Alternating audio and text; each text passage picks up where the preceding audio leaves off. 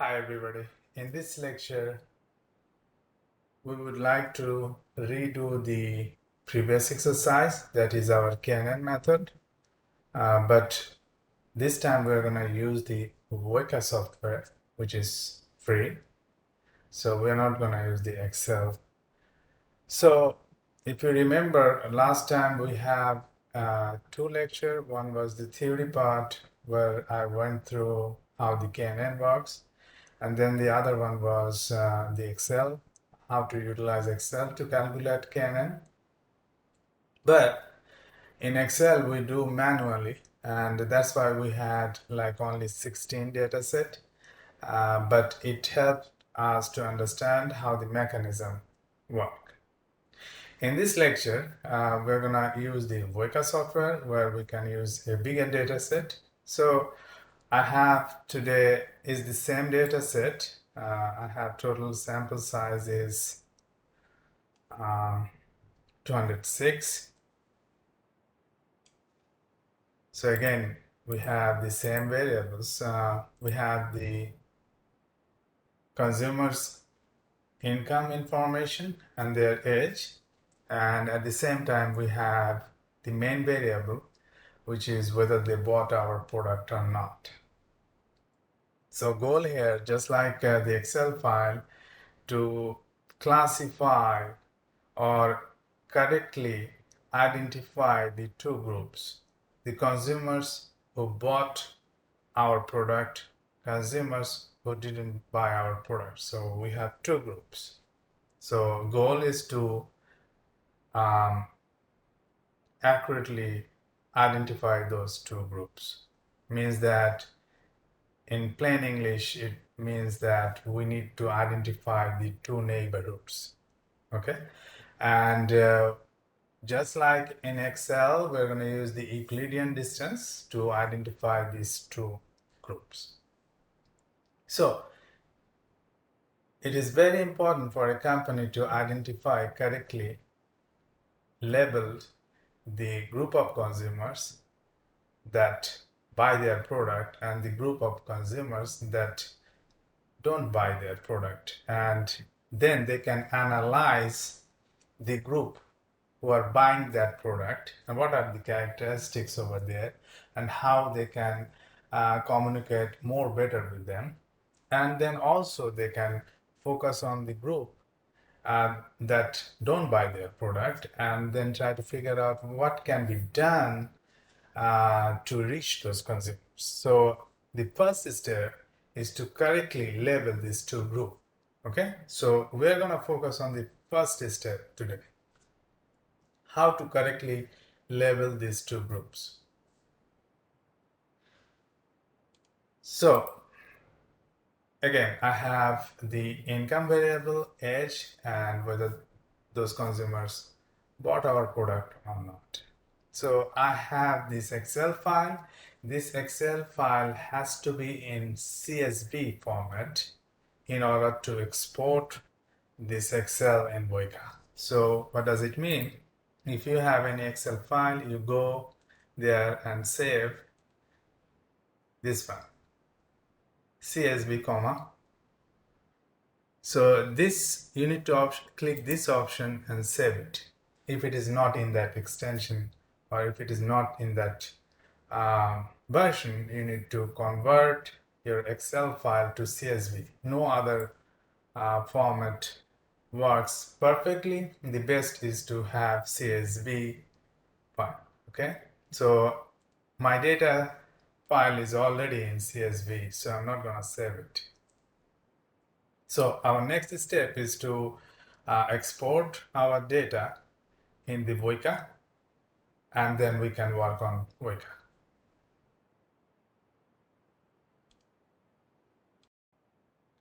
Okay, so once you open your WEKA software, you will see this window, and if you look at your right side, there are different applications which can be utilized to analyze the data.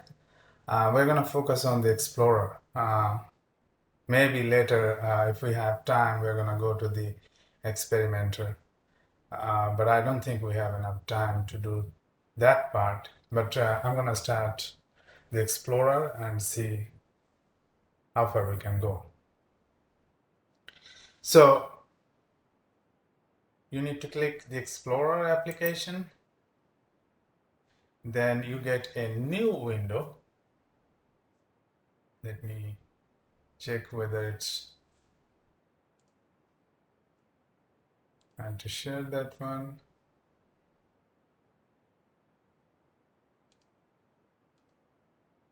Okay. So we have the new window here. Now, if you see the first tab here, the menu button, which is pre-process, and we have learned that how to pre-process our data, right, already.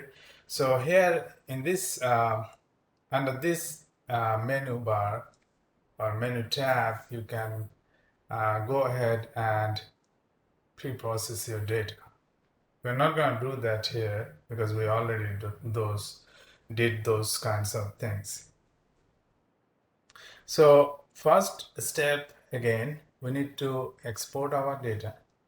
So in order to export our data, you stay in under this pre-process and click open file. Okay.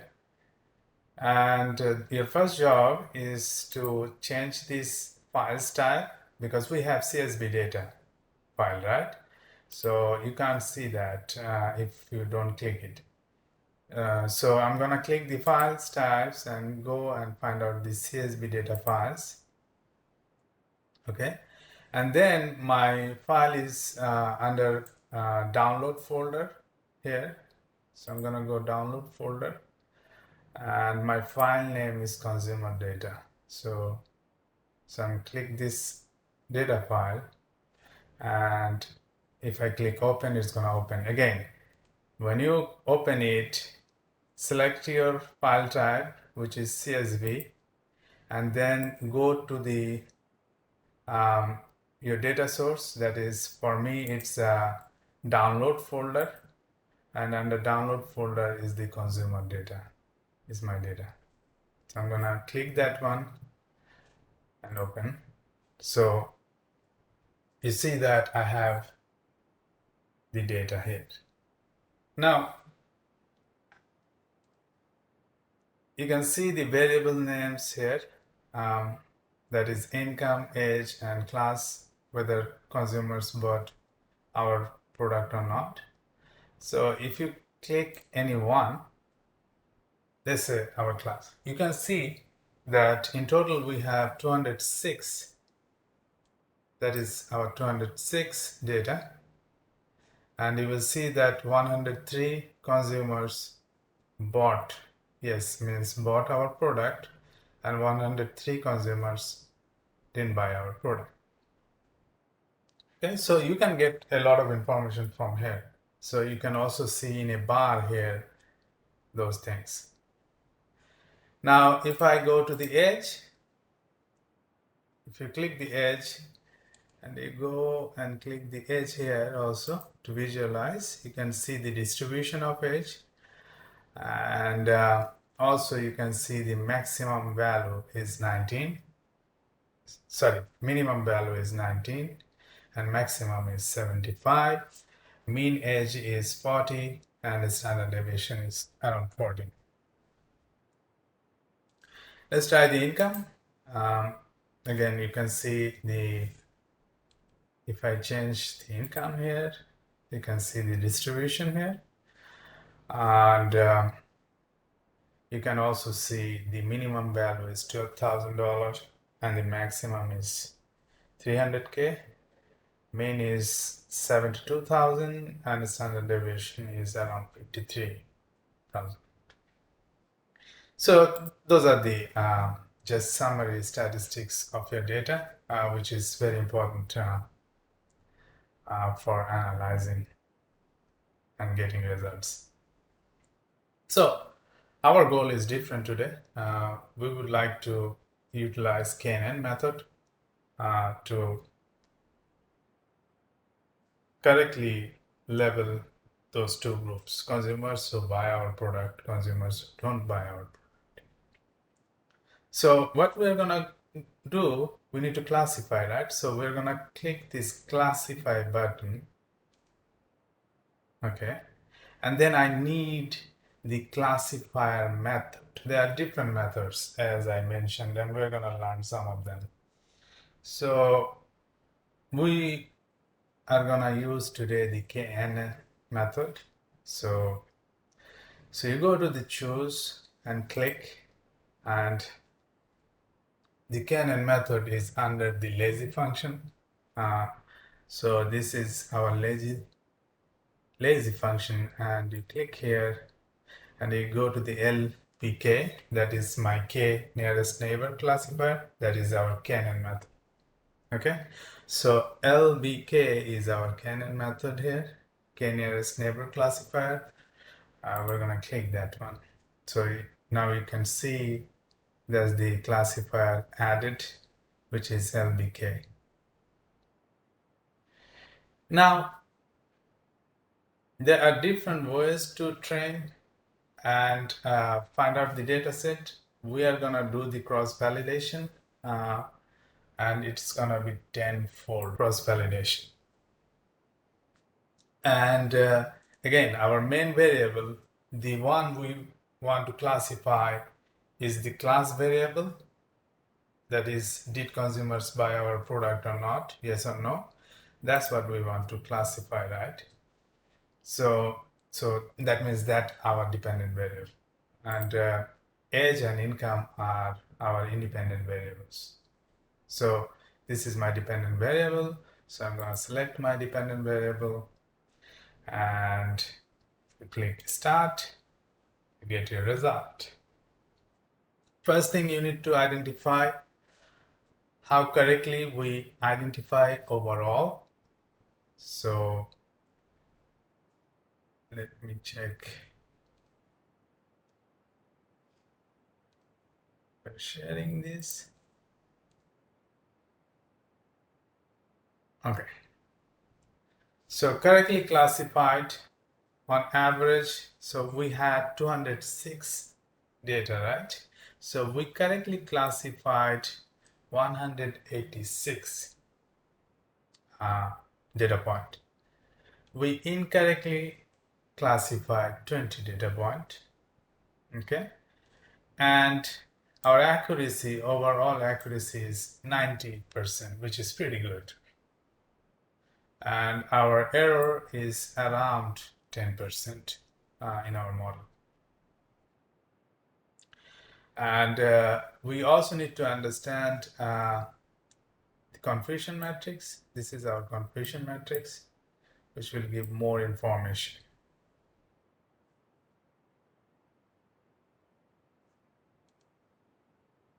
Now, in order to make sure that we understand how it works, I would like to go through this output window step by step. So we already know this one, which means my overall correctly classified instances, or means my overall accuracy. So this is my overall accuracy. Okay, and this one is my overall error. So on average, what we did, we accurately identify 90% of the consumers who bought our product or didn't buy our product, and we inaccurately, on average, identified around 10% of our consumers. Now at this stage, we are not gonna focus on these values, okay? So you don't need to focus on these values. And the next one is 206, that's our total data points. Next, we are gonna focus on the confusion matrix, okay? So you can see here it says classified as, here, with the arrow to the left, right, showing this. What does it mean? That this A and B shows the estimated values, and this A and this B shows the actual values. Let's rewrite the confusion matrix to better understand it. So our A is yes, means bought our product. B means no, which means didn't buy, right? So our top is A, which means bought. B is what? No, didn't buy, right? And here left side, I'm gonna take this one to the left instead of to the right side. So we have bought, which is A, did not buy,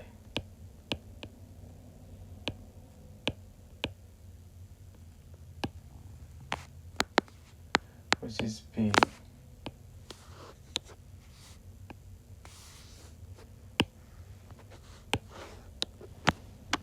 Okay, I'm saying this according to this, saying that classified on the top, it classified as, so top one is my estimated value, means our model found that. Estimated means the model we ran, they found it. And this one is my actual. Okay, so we have 92, 11, 9, 94. Now what does it mean? That this is actual, right? This side is actual, means the actual data we have, that is this side, actual values, and the upper side shows, this upper side showing the estimated value, means my model found that. Now what it says that 92 times, I'm gonna use the different color, it says that 92 times, or 92 consumers were actually bought our product, and our model also found that they bought it. Okay, good. Now come to this side. What actually happened for this part? Actual is to the left, right? Here, actually they bought our product, but our model found that they did not buy the product. That's the incorrect one. Okay, now let's try with the different color. Come this one, this 9. What is actual? Actual is they did not buy the product. What our model found all the way up, that they bought our product. Okay, that's the error. Now come to the another one, the last one, 94. What is the actual? They didn't buy it. What is our model found? They didn't buy it, means we accurately found that 94 consumers who didn't buy our product, we accurately labeled it. And 92 consumers, they actually bought it. We correctly labeled it. But there are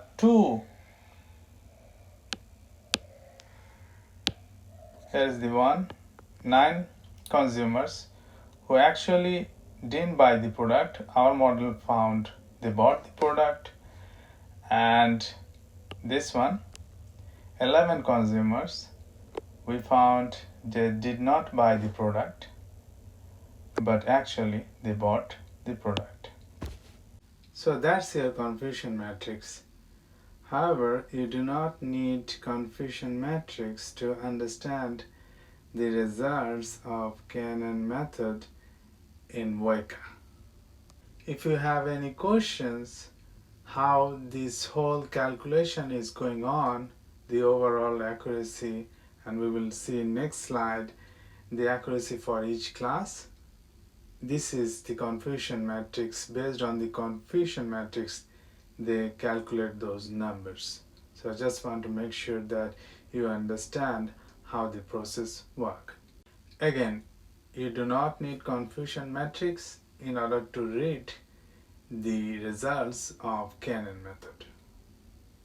The another part of our output is the detailed accuracy by class. The first part of our output window shows overall accuracy, indicating on average how accurately we labeled consumers who didn't buy our product and consumers who bought our product. So on average. Here we're going to see how accurately we can label consumers who bought our product, one class, right? And how accurately we labeled consumers who didn't buy our products. So those two class, how accurately we labeled each class, not the average values here. So again, you can see your class here. Yes means what? Bought our product, right? No means didn't buy our product. So if you go all the way TP rate, this provide the accuracy for each class. It means that, so yes is our, means the consumer group who bought our product. If you go all the way to the left of that row, here is your number under TP rate, which is 89.3%. So we accurately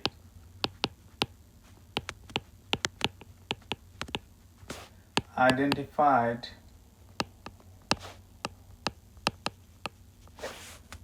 consumers who bought our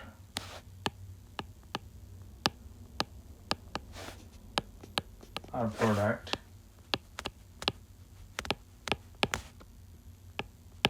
Okay, so our model has 89.3% accuracy to identify the consumers who bought our product. Now the next one is the group which didn't buy our product, right? No.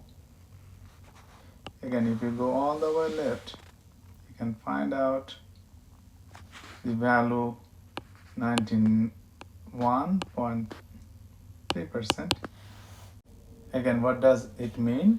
It means that our model has 91.3% accuracy to find out consumers who didn't buy our product correctly. Now, if you see the FP rate, that will tell you the inaccuracy.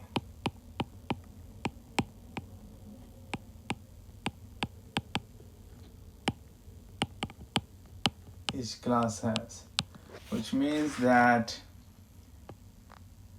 8.7%, our model error is 8.7% to identify consumers who bought our products. Means that our model inaccurately identify consumers who bought our product only 8.7%.